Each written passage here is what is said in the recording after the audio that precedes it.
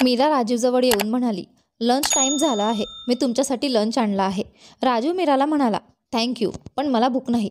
मीरा राजूला म्हणाली, तुम्हाला भूक लागली आहे, तुमच्या चेहऱ्यावरून स्पष्ट दिसत आहे.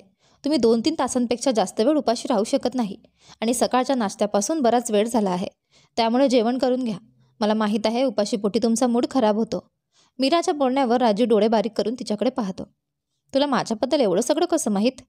राजूच्या प्रश्नावर मीरा थोडी गंमत करत म्हणाली, तुम्ही काही स्पेशल नाही आहात मिस्टर सिंघानिया.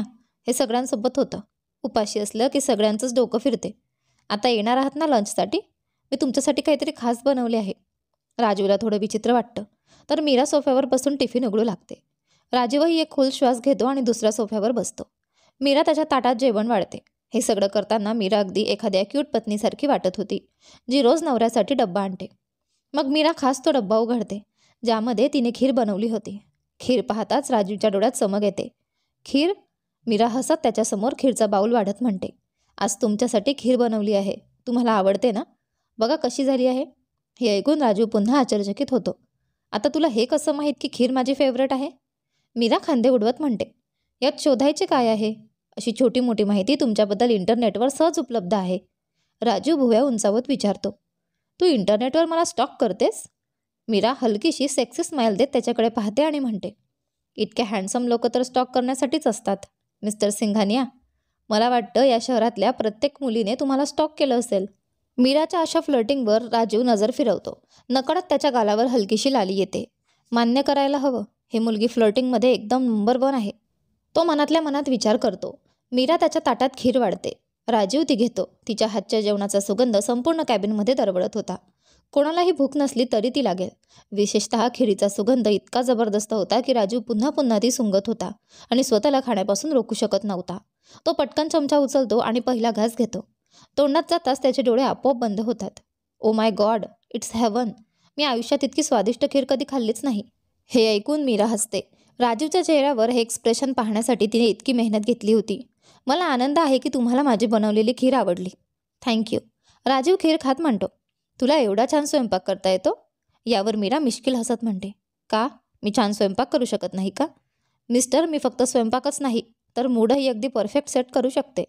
असं म्हणत मीरा हलकेच आपला हात उचलते आणि राजूच्या मांडीवर ठेवते. अचानक मीराने असं केल्याने राजू चमकतो. त्याच्या हृदयाची धडधड वाढते. अंगावर काटा येतो.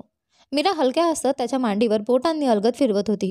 हलकासा दाब देत होती, ज्यामुळे राजू अधिकच अस्वस्थ होतो. तेव्हाच अचानक दरवाजावर कोणीतरी टकटक करतं. आवाज ऐकताच मीरा पटकन हात मागे घेते आणि जेवणावर लक्ष केंद्रित करते. राजू मागे वळून पाहतो तर ऑफिसचे 2 कर्मचारी, 2 तरुण मुलगे हातात काही कागदपत्र घेऊन दारात उभे होते.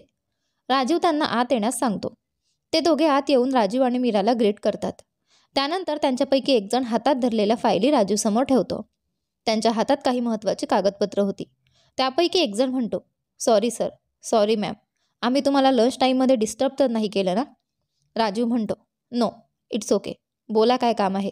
ते दोघं आपली कागदपत्र टेबलावर ठेवत म्हणतात, सर, ही काही महत्त्वाचे डॉक्युमेंट्स आहेत ज्यावर तुमच्या साईनची गरज आहे. कृपया वाचून त्यावर साईन करा. राजू हलकंसं डोकं हलवतो आणि म्हणतो, ठीक आहे, मी सही करतो. थांबा थोडा वेळ. ते दोघं बाहेर निघून जातात. पण जाताना त्यांनी एकमेकांकडे पाहून काही इशारे केले आणि हलकेच हसले. लंच संपल्यानंतर राजू उठून बाथरूममध्ये जातो. मीरा सोफ्यावर बसलेली असते, पण तिच्या चेहऱ्यावर अचानक गंभीर भाव येतात. आज रात्री राजीवचं माझ्यासोबत असणं खूप गरजेचं आहे. काहीतरी करायला लागेल. राजू बाथरूममध्ये हात धुतो आणि नंतर कमोडजवळ जाऊन पॅन्टची झीप उघडतो. तेवढ्यात अचानक बाथरूमचे दार उघडते आणि मीरा आत येते. अचानक मीराला आत आलेलं पाहून राजू घाबरतो आणि पटकन झीप बंद करून घेतो. व्हॉट द हेल, हे काय चाललंय? तू इकडे काय करतेस? मीरा हात धुता धुता म्हणते, फक्त हात धुवायला आले. यात एवढं हैराण होण्यासारखं काय आहे? राजीव थोड्या चिडलेल्या सुरात म्हणतो, तुझ्या कॅबिनमध्येही बाथरूम आहे, तिथेही जाऊ शकत होतीस. आणि तुला माहीत होतं की मी इथे आहे तरी? तेव्हाच मीरा त्याच्याकडे पाहत म्हणते, असं काय रागावतोयस? जसं काही मी मोठं काहीतरी पाहिलंय. असं काय आहे तुझ्याकडे जे मी आजवर पाहिलं नाही? मीराच्या बोलण्याने राजू अधिकच अस्वस्थ होतो. हात धुवून मीरा बाथरूममधून बाहेर निघून जाते. संध्याकाळी राजू आपल्या कॅबिनमध्ये बसून काम करत असतो. तेवढ्यात त्याच्या फोनवर कॉल येतो. तो बघतो की अनुष्का कॉल करत होती. तो फोन उचलतो आणि म्हणतो, हॅलो. समोरून अनुष्काची उत्साही आवाज येतो, राजू बेबी, कुठे आहेस तू? राजू थोड्या गंभीर आवाजात म्हणतो, कामाच्या वेळी कुठे असणार, अर्थात ऑफिसमध्येच आहे. काय झालं? अनुष्का म्हणते, बेबी, मी आज तुला घरी लवकर यायला सांगायला कॉल केला आहे. राजीवच्या चेहऱ्यावर गोंधळलेले भाव येतात. घरी लवकर? कशासाठी? अनुष्का म्हणते, मी तुझ्यासाठी एक स्पेशल सरप्राईज प्लॅन केला आहे. त्यामुळे मी तुला लवकर घरी बोलावते आहे. राजू लॅपटॉपवर टायपिंग करत म्हणतो. अनुष्का, अशा लहान सहान गोष्टींसाठी माझ्याकडे वेळ नाही. सरप्राईजच्या नादात मी काम सोडून येऊ शकत नाही. नव्या प्रोजेक्टमुळे ऑफिसमध्ये खूप काम आहे. अनुष्का थोडी हट्टाने म्हणते. लग्नानंतर तू खूप बदललास राजू. आधी मला किती वेळ द्यायचास, किती लक्ष द्यायचास, पण आता मला अजिबात वेळ देत नाहीस. मी म्हणते ना, आज लवकर घरी ये प्लीज. माझ्यासाठी इतकं तरी कर. अनुष्का अगदी दुःखी असल्यासारखी विनंती करते. जणू ती नवऱ्याच्या वेळेसाठी तडफडत होती. पण प्रत्यक्षात तिला मीराच्या आव्हानाची भीती वाटत होती.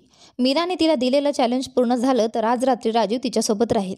ह्याच भीतीने ती राजीवला ऑफिसमध्ये थांबू द्यायला तयार नव्हती. राजीव दीर्घ श्वास घेत म्हणतो, बरं ठीक आहे, मी घरी येतो. हे ऐकून अनुष्का खुश होते. थँक्यू बेबी, लवकर ये, मी वाट बघते. फोन कट केल्यानंतर राजीव लॅपटॉप बंद करतो. उरलेले काम पटापट संपवतो आणि कोट घेऊन फोन हातात धरून कॅबिनच्या बाहेर पडतो. तो मीराच्या कॅबिन समोरून जात असताना त्याचे लक्ष आत जाते. तो काचेच्या भिंतीतून मीराला पाहतो. मीरा कोणाशी तरी व्हिडिओ कॉलवर बोलत असते. तिच्या चेहऱ्यावर विलक्षण आनंद दिसत असतो, जणू ती कोणत्या खास व्यक्तीशी बोलत आहे. राजीव थांबतो आणि तिच्याकडे पाहू लागतो. मीराच्या चेहऱ्यावर असलेला आनंद त्याने क्वचितच पाहिला होता. आज ती अगदी खुलून हसत होती. तो नकळत विचार करू लागतो, ही कोणाशी बोलत असेल? हिचा बॉयफ्रेंड आहे का? हे विचार येताच त्याच्या चेहऱ्यावर नाराजीचे भाव उमटतात. राजीवच्या डोळ्यात अचानक गडद छटा उतरते. जेव्हा तो पाहतो की मीरा हसत हसत बोलता बोलता स्क्रीनवर किस करते, त्याच्या आत पुन्हा तीच तीव्र भावना उमटते. एक जळजळ, ज्याचं कारण त्यालाही समजत नव्हते, पण ती तीव्रतेने जाणवत होती. तो मीराकडे पाहत स्वतःशीच पुटपुटला, इतकं हसत खिदळत कोणाशी बोलते ही? आणि वर किसही देत चालली आहे. ही मुलगी खरंच रेडिक्युलस आहे. चिडून राजीव तिथून निघून जातो. आत मीरा ज्याच्याशी बोलत होती तो अभिषेक होता, जो हॉस्पिटलमध्ये गेला होता खुशीला भेटायला. खुशी त्या क्षणी शुद्धीवर होती आणि स्क्रीनवर तिच्या आईला पाहून हसत होती. ती छोट्या हातांनी स्क्रीनला स्पर्श करण्याचा प्रयत्न करत होती, जणू ती प्रत्यक्ष मीराला स्पर्श करत होती. खुशीचा तो गोड हावभाव पाहून मीरा खूप आनंदी होते. तिच्यासाठी तिच्या मुलीच्या आनंदापेक्षा अधिक महत्त्वाचं काहीच नव्हतं. मीरा हसत अभिषेकला म्हणाली, थँक्यू अभिषेक, आज तू माझा दिवस बनवला. मी माझ्या लिटल प्रिन्सेसला खूप मिस करत होते. अभिषेक हसत म्हणाला, थँक्यू कसला, मलाही आपल्या प्रिन्सेसची खूप आठवण येत होती म्हणून तिला भेटायला आलो. बघ तुझा चेहरा पाहून किती आनंदी झाली आहे. असं वाटतंय जणू तिला काहीच प्रॉब्लेम नाही. अगदी निरागस आणि आनंदी दिसते. अभिषेकच्या बोलण्याने क्षणभर मीराच्या चेहऱ्यावरचं हसू आवडतं. तिच्या चेहऱ्यावर हलकीशी उदासी उमटते. ती खुशीला नेहमी अशीच हसताना आनंदी पाहायचं स्वप्न बघायची. पण समस्या हीच होती, तिच्या मुलीला जिवंत ठेवण्यासाठी तिला अजून बरंच काही करायचं होतं. थोडा वेळ ती व्हिडिओ कॉलवर अभिषेक आणि खुशीशी गप्पा मारत राहते. तिला कल्पनाही नव्हती की तिच्या या आनंदी संवादाने राजीवच्या मनात कशा भावना उसळल्या होत्या. राजीव चिडलेला आणि अस्वस्थ वाटत होता. तो कॉरिडॉरमधून जात असताना त्याला 2 मुलांच्या हसण्याचा आवाज ऐकू येतो. त्यांच्या बोलण्यावर त्याचे लक्ष जाते आणि तो तिथेच थांबतो. यार, खरंच मानावं लागेल, आपली नवी बॉस जबरदस्त हॉट आहे. हे ऐकताच राजीवच्या पायाखालची जमीन सरकते. त्या दोघांच्या बोलण्याचा रोग कुणाकडे आहे हे ओळखायला काही वेळ लागत नाही. ते मीराचीच चर्चा करत होते. तो बघतो की हे तेच 2 मुलगे होते जे दुपारी त्याच्या कॅबिनमध्ये सिग्नेचरसाठी आले होते. त्यांच्यातला एक जण हसत म्हणाला, बिलकुल बरोबर बोललास. मी आयुष्यात कधी एवढी हॉट मुलगी पाहिली नव्हती. ती चालते तेव्हा तिचा बॅक इतका सेक्सी दिसतो.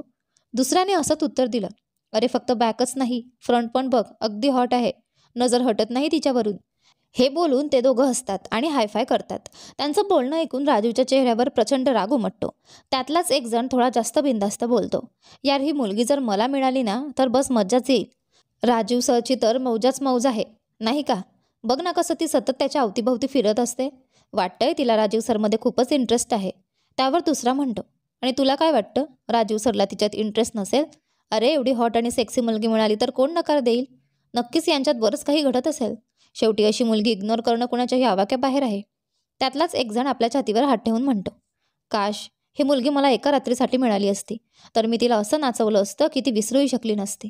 दुसरा अगदी विकृत हसत म्हणतो, अरे तू एकटाच का?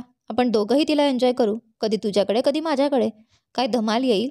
हे बोलताच ते दोघं हायफाय करतात आणि जोरजोरात हसतात. त्यांच्या घाणेरड्या बोलण्याने राजीवच्या रक्तांमध्ये रक्त उसळायला लागतं. त्याच्या चेहऱ्यावरचा संताप इतका वाढतो की त्याचे पंजे घट्ट आवडले जातात. त्या सगळ्यांची बोलणे ऐकून राजीवचा मेंदू इतका तापतो की तो आपला राग नियंत्रणात ठेवू शकत नाही आणि रागाच्या सीमा ओलांडून जातो. ते दोघे मुलगे अजूनही बोलत असतात. तेवढ्यात अचानक त्यांच्या तोंडावर जोरात घुसे बसतात आणि ते जमिनीवर कोसळतात. ते धक्क्यात येऊन मागे वळून पाहतात तर राजू संतापाने उकळत त्यांच्या डोक्यावर उभा असतो. हे पाहून ते दोघे एवढे घाबरतात की त्यांच्या चेहऱ्याचा रंग जुळून जातो.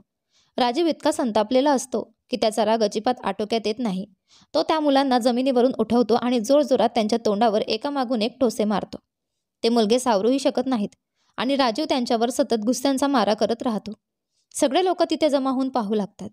त्यांना आश्चर्य वाटतं की अचानक त्यांच्या बॉसला काय झालंय आणि तो आपल्या एम्प्लॉईला का मारतोय. तिथे मोठी खळबळ माजते. मीरा आपल्या असिस्टंटसोबत तिथे धावत येते आणि राजीवला त्या मुलांना असे मारताना पाहून ती धक्क्यात जाते. राजीवचा असिस्टंट त्याला आवरत म्हणतो, सर हे काय करताय? सर सोडा त्यांना. काय करताय आपण? त्या मुलांच्या तोंडातून रक्त येऊ लागते. राजीवच्या डोळ्यात रागाने लाली भरली होती. मीरा देखील तिथे पोहोचली आणि त्याचा हात धरून त्याला त्या मुलांपासून दूर सोडवत म्हणाली, राजीव हे काय करत आहात तुम्ही? थांबा, मारून टाकाल का त्यांना? हे काय वेडपटपणा आहे? कसाबसा मीरा आणि राजीवचा असिस्टंट त्याला त्या मुलांपासून अलिप्त करतात. राजीव संतापून जोरात ओरडला, आजपासून या ऑफिसमध्ये तुमचं तोंड दिसलं नाही पाहिजे. निघून जा इथून. Get lost. ते दोघं कसंबसं स्वतःला सावरून निघून जातात. सगळेजण अचंबित होऊन राजीवकडे पाहत होते. त्याचा राग अजूनही शांत झालेला नव्हता. मीरा तर पूर्णपणे हादरली होती. तिला काही कळेच ना. अचानक राजीव असं का वागत होता आणि त्याने त्यांना एवढ्या निर्दयीपणे का मारहाण केली? मीराने त्याचा हात धरला आणि म्हणाली, चला माझ्यासोबत. ती त्याला घेऊन थेट आपल्या कॅबिनमध्ये जाते. राजीवचा असिस्टंट सगळ्यांना परत आपल्या कामावर लक्ष द्यायला सांगतो आणि सर्व लोक पुन्हा आपल्या कामात गुंततात. मीरा राजूला कॅबिनमध्ये घेऊन जाते आणि दार लावते. ती त्याच्याकडे रागाने पाहत म्हणाली, व्हॉट द हेल राजू, हे काय करत होतात तुम्ही? काय झालंय तुम्हाला? इतक्या निर्दयीपणे का मारलं त्यांना? पाहिलंत का किती लागलंय त्यांना? वेडे झालात का तुम्ही? राजू रागाने ओरडला, होय मी वेडा झालोय. तुला माहीत आहे का त्याने तुझ्याबद्दल काय काय बडबडलं? हे ऐकून मला राग नाही येणार. मनात आलं होतं की त्यांना संपवून टाकावं. त्यांची हिंमत कशी झाली तुझ्याबद्दल असं बोलायची? त्याच्या या बोलण्याने मीरा गोंधळली. राजूने खोलवर श्वास घेतला आणि स्वतःला शांत करण्याचा प्रयत्न केला. मीरा त्याच्याकडे पाहत म्हणाली, तुम्ही त्यांना फक्त माझ्याबद्दल काही बोलले म्हणून मारलं? राजीवने नजर वळवली. त्याचा संताप कमी झाला नव्हता, पण आता तो शांत होण्याचा प्रयत्न करत होता. हे समजून मीराच्या मनाला एक वेगळाच आनंद झाला. अजूनही राजीवच्या मनात तिच्यासाठी जागा आहे हे तिला कळून चुकलं होतं. मीराने पाहिलं की राजीवच्या हाताला जखम झाली आहे.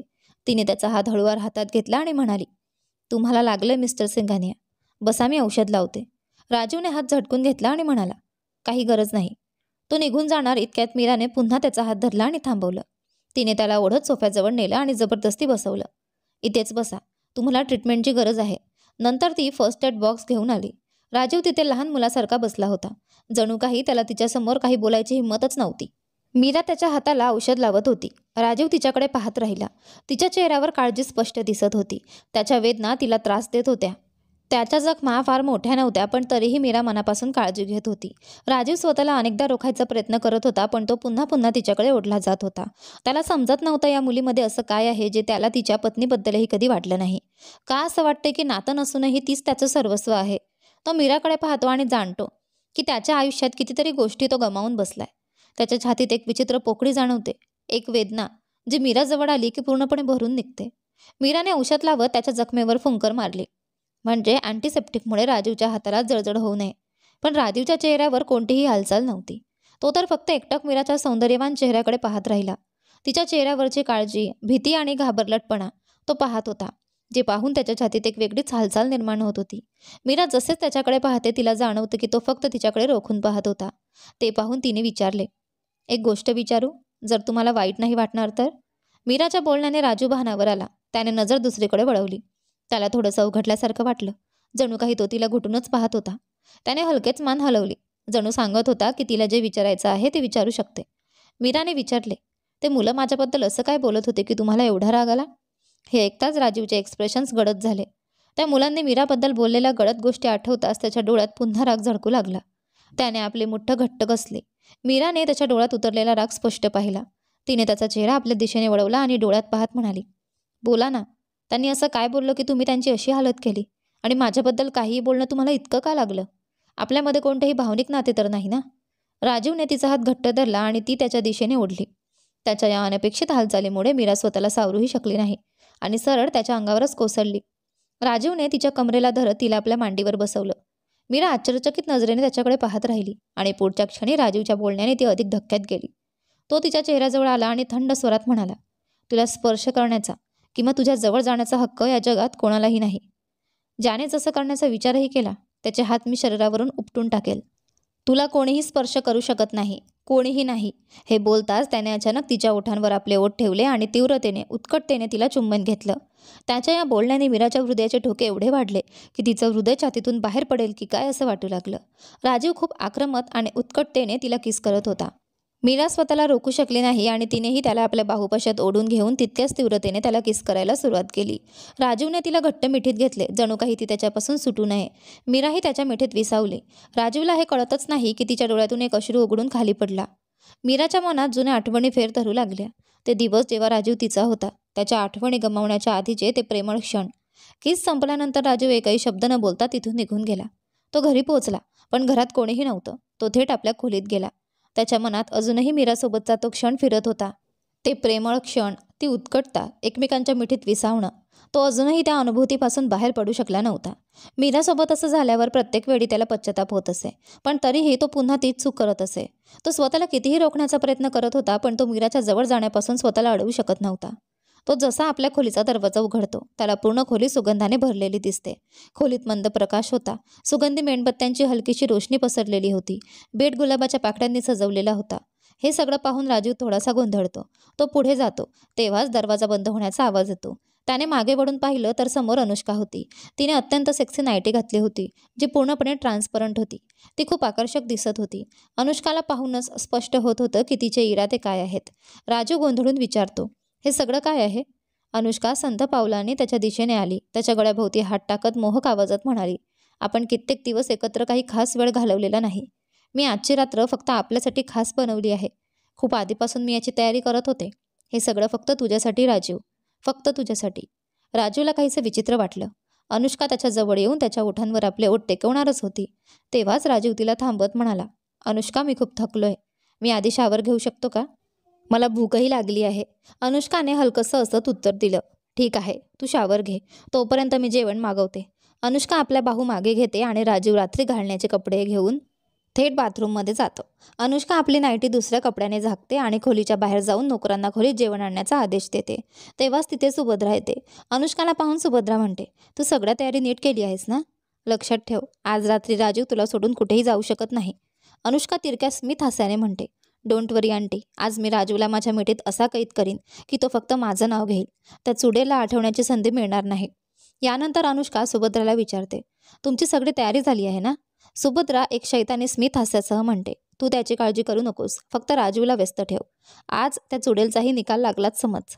दोघींच्या चेहऱ्यावर संशयास्पद हास्य असतं, जणू काही त्यांनी मीरासाठी मोठा डाव रचला होता. बाथरूममध्ये राजीव शावर खाली उभा असतो, पण त्याच्या मनात सारखी मीराचीच आठवण येत असते. तिचे ते कोमल शरीर, तिची ती लवचिक कंबर, तिचे मऊ ओठ, तिच्या शरीराचा प्रत्येक भाग त्याला आठवू लागतो. अचानक त्याला एक अस्वस्थता जाणवते.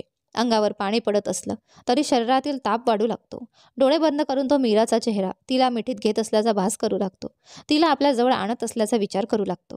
त्याचवेळी त्याच्या कल्पनांनी त्याच्या शरीरावर परिणाम होतो आणि तो अधिकच तडफडू लागतो. त्याच्या शरीरात अचानक एक आग निर्माण होते आणि तो स्वतःला रोखू शकत नाही. तेव्हाच त्याला भान येतं की तो काय विचार करत आहे. तो पटकन डोळे उघडतो आणि आपलं डोकं जोरात हलवतो. व्हॉट द फक राजीव, हे काय विचार करत आहेस? भानावर आहे. तो आपले पंजे घट्ट आवडतो कारण त्याच्या शरीरात विचित्र हालचाल होत असते. मीराच्या फक्त आठवणीनेच त्याच्या शरीरात अशी उर्मी निर्माण होत असते. तो डोळे घट्ट बंद करून स्वतःला सावरायचा प्रयत्न करतो. ही मुलगी मला शांतपणे जगूही देत नाही. कोण आहे ती? कुठून आली आहे आणि का आली आहे? माझं आयुष्य किती कॉम्प्लिकेटेड करून टाकलंय तिने. राजीव स्वतःला कसाबसा शांत करतो आणि शावर बंद करून बाहेर येतो. टॉवेलने डोकं पुसत तो खोलीत जातो, जिथे अनुष्का त्याची वाट पाहत असते. टेबलवर जेवण तयार असतं. मेणबत्त्या पेटवलेल्या असतात. आज तिने कॅन्डल लाईट डिनरचंही नियोजन केलं होतं. ते दोघं जेवतात आणि नंतर अनुष्का त्याचा हात धरून त्याला बिछाण्याजवळ नेते आणि हलकेच त्याला ढकलते. राजीव बिछाण्यावर पडतो आणि अनुष्का त्याच्यावर चढते. अनुष्का त्याच्या जवळ जाते, त्याच्या शरीरावर हलकेसे चुंबन घेते, त्याच्या सिक्स पॅकवर, मजबूत शरीरावर, त्याच्या प्रत्येक स्नायूवर आपले हात फिरवते आणि त्याला मोहात पाडण्याचा प्रयत्न करते. राजीव डोळे बंद करून हा क्षण अनुभवायचा प्रयत्न करतो. मीराच्या विचारांमधून बाहेर येऊन अनुष्कावर लक्ष केंद्रित करण्याचा प्रयत्न करतो, पण तेव्हाच अचानक त्याचा फोन वाजतो. राजीव पटकन अनुष्काला थांबवतो आणि फोन पाहतो. फोन मीराचा असतो. हे पाहून तो गोंधळून जातो. तो कॉल उचलतो आणि दुसऱ्या बाजूने मीराची घाबरलेला आवाज ऐकू येतो, राजीव प्लीज मदत कर. बाहेर सुभद्रा आपल्या खोलीत पोहोचते आणि फोन उचलते. ती कोणाला तरी कॉल करते. थोड्याच वेळात तिचा कॉल उचलला जातो आणि ती म्हणते, तुला माहिती आहे ना काय करायचंय? त्या मुलीची अशी अवस्था करायची की ती कोणाच्या समोर तोंड उघडू शकणार नाही. आणि हो, तिचा MMS नक्की बनाव. हे बोलून काही सेकंद शांत राहिल्यानंतर सुभद्राच्या चेहऱ्यावर एक शैतानी स्मित उमटतं. जणू तिला समोरून हवा तसा प्रतिसाद मिळाला होता. त्यानंतर ती कॉल कट करते आणि बिछाण्यावर बसते. तिच्या डोळ्यात आता एक वेगळीच चमक असते. मीरा देशमुख, आमच्या आयुष्यात पुन्हा येऊन तू खूप मोठी चूक केलीस. आता तुला कोणीही वाचवू शकत नाही. एकदा चुकून वाचलीस, पण आता दुसऱ्यांदा बचावण्याचा प्रश्नच नाही. मी तुझी अशी अवस्था करीन की तुला स्वतःचं आयुष्य पुन्हा जगण्याचा पश्चाताप होईल. दुसरीकडे खोलीत अनुष्का अजूनही राजीवच्या वर होती आणि त्याच्यावर किस करत होती. तेव्हाच पुन्हा राजीवचा फोन वाजतो. राजीव पाहतो तो मीराचा कॉल असतो. तो आश्चर्यचकित होतो आणि लगेचच फोन उचलतो. दुसऱ्या बाजूने घाबरलेली मीरा रडत म्हणते, हॅलो राजीव, प्लीज मदत कर. राजीव मीराच्या घाबरलेल्या आवाजाने खूपच हादरला. तो एकदम बेडवरून उठत म्हणाला, हॅलो मीरा, तू ठीक आहेस ना? काय झालं तुला? मीराचं नाव ऐकताच अनुष्काच्या डोळ्यात राग भरून येतो. तिकडून मीरा काही बोलू शकत नाही कारण तेवढ्यात फोन कट होतो. राजीव पाहतो की फोन कट झाला आहे. तो पुन्हा कॉल लावतो पण फोन स्विच ऑफ येतो. मीराच्या घाबरलेल्या आवाजाने राजीव पूर्णपणे घाबरून जातो. तो पटकन कपडे घालू लागतो. अनुष्का त्याला विचारते, बेबी कुठे जात आहेस तू? राजीव कपडे घालत म्हणतो, मीरा कोणत्या तरी अडचणीत आहे. ती खूप घाबरलेली वाटत होती. मी तिला बघायला जातो. हे बोलून तो पटकन फोन उचलतो आणि खोलीतून धावतच बाहेर पडतो. अनुष्का त्याला थांबवण्याचा प्रयत्न करते पण राजीव घाईघाईत तिथून निघून जातो आणि ती त्याला थांबवू शकत नाही. राजीव बाहेर जात असताना सुभद्रा त्याला पळत जाताना पाहते. त्याच्या गेल्यानंतर ती थेट अनुष्काच्या खोलीत येते. अनुष्का रागाने वस्तू इकडे तिकडे फेकत असते. हे पाहून सुभद्रा तिला रोखत म्हणते, अनुष्का हे काय चाललंय तुझं? अनुष्का डोळ्यात अश्रू आणि चेहऱ्यावर संताप घेऊन म्हणते. तो पुन्हा त्या चुडेलकडे गेला. म्हणत होता की ती अडचणीत आहे, पण तिने राजूला कॉल कसा केला? सुभद्राने अनुष्काच्या खांद्यावर हात ठेवत शांत करत म्हटलं, शांत हो, ती खरोखर मोठ्या अडचणीत आहे, पण काळजी करू नकोस. राजीव तिथे पोहोचण्याच्या आधीच आपलं काम संपलेलं असेल. अनुष्का गोंधळून जाते. म्हणजे तुम्ही तिच्यासोबत काय केलं? ती कुठल्या अडचणीत आहे? सुभद्रा तिला सगळं सांगते की तिने मीराच्या सामूहिक बलात्कारासाठी गुंड्यांची व्यवस्था केली आहे. राजू पोहोचण्याच्या आधीच ते आपलं काम संपवतील. हे ऐकून अनुष्काच्या डोळ्यात चमक येते आणि तिच्या चेहऱ्यावर मोठी स्मितरेषा उमटते. खरंच? ओ माय गॉड, आत्ता कळेल तिला. मोठी आली होती माझ्या राजूसोबत रात्र घालवायला. मला चॅलेंज दिलं होतं ना तिने. आता तिची अशी अवस्था होईल की ती स्वतःलाही आरशात पाहू शकणार नाही. तिला समजेल की कोणत्या लोकांशी पंगा घेतलाय. अनुष्का आनंदाने नाचू लागते. इकडे राजू पुन्हा पुन्हा मीराला कॉल करत असतो पण तिचा फोन स्विच ऑफ येतो. तो गाडी चालवत स्वतःशीच बडबडतो, मीरा माझा फोन का उचलत नाहीये? काय झालं असेल तिला? मला तातडीने तिच्या घरी पोहोचायला हवं. राजू खूप घाबरलेला असतो. तेव्हाच अचानक त्याच्या फोनवर पुन्हा कॉल येतो. तो स्क्रीन पाहतो. मीराचा फोन होता. तो पटकन गाडीचा वेग वाढवतो आणि कॉल उचलतो. हॅलो मीरा, तू माझा फोन का उचलत नव्हतीस? तुझा फोन का बंद येत होता? काय झालं तुला? सांग मला. मी येतोय तुझ्या घरी. चिंता करू नकोस, मी बस पोहोचतोय. तिकडून मीरा घाबरलेल्या आवाजात म्हणते, राजू मी घरी नाहीये, तिथे जाऊ नकोस. हे ऐकताच राजू लगेच गाडीला ब्रेक लावतो. काय? तू घरी नाही आहेस? मग कुठे आहेस? मीरा घाबरलेल्या सुरात म्हणते, राजू मी ऑफिसमध्ये अडकले आहे. कृपया इकडे ये. मला खूप भीती वाटते आणि लाईटही गेली आहे. राजू आश्चर्याने म्हणतो, काय? इतक्या रात्री ऑफिसमध्ये काय करतेस? तुला घरी जाऊन यायला हवं होतं. मीरा अस्वस्थ होत म्हणते, मी तुला सगळं सांगते पण आधी तू इथे ये, मी इथे एकटी अडकले आहे. राजू गाडी वळवून म्हणतो, ठीक आहे मी येतोय. घाबरू नकोस, मी थोड्या वेळात पोहोचतो. इकडे सुभद्रा आणि अनुष्का घरी बसलेल्या असतात. सुभद्राच्या फोनवर कॉल येतो. ती उचलून म्हणते, हॅलो, काम झालं ना? तिचा MMS बनवला ना? पण तिकडून ऐकून ती जोरात उठून उभी राहते. काय? हे काय बकवास बोलताय तुम्ही? ती घरी नाहीये? यापुढे काय झालं ते पाहूया आपल्या या कथेच्या पुढच्या भागात. तुम्हाला कथेबद्दल काय काय वाटत आहे ते कमेंट करून नक्की सांगा. कथा आवडत असेल तर व्हिडिओला लाईक करा. तुम्ही चॅनलवर नवीन असाल तर सबस्क्राईब करा आणि नोटिफिकेशन बेल नक्की दाबा. धन्यवाद.